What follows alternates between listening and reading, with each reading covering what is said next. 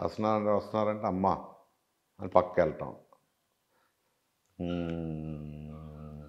రాఘవేంద్ర గారు వస్తున్నారంటే అంటే అది ఒక విధంగా అలా పెంచారు మమ్మల్ని ఇండస్ట్రీలో. అది పెంచడం రైట్ ఆర్ రాంగ్ అని నేను చెప్పను కానీ, సరే అదొక తరం అండి అది.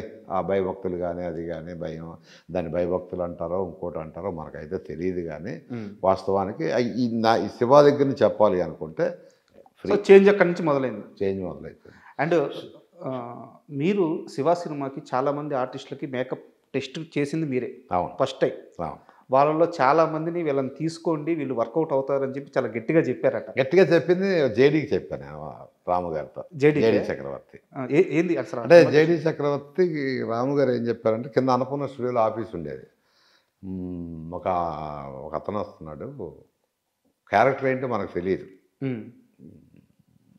మేకప్ టెస్ట్ చేయాలి చంద్ర అన్నాడు. అలాగని వెళ్తే జేడీ ఉత్తేజ్ తీసుకుని వస్తున్నాడు. ఓకే. జేడీని తీసుకొస్తే చూసేటప్పటికి నాకు ఒక పుల్లాగా అనిపించాడు వాడు. ఫస్ట్ లుక్లోనే గడ్డం చూసి అప్పటి వరకు ఉన్నాయి అందరు, కానీ వీళ్ళు ఏదో సంథింగ్ చక్రవర్తిలో నాకు అనిపించి ఉత్తేజ్ తన వీడికి ఎందుకురా మేకప్ టెస్ట్ అవసరం లేదురా, బ్రహ్మాండంగా ఉన్నాడు రా, పెట్టుకోండి రా ఇలా చెప్పాను.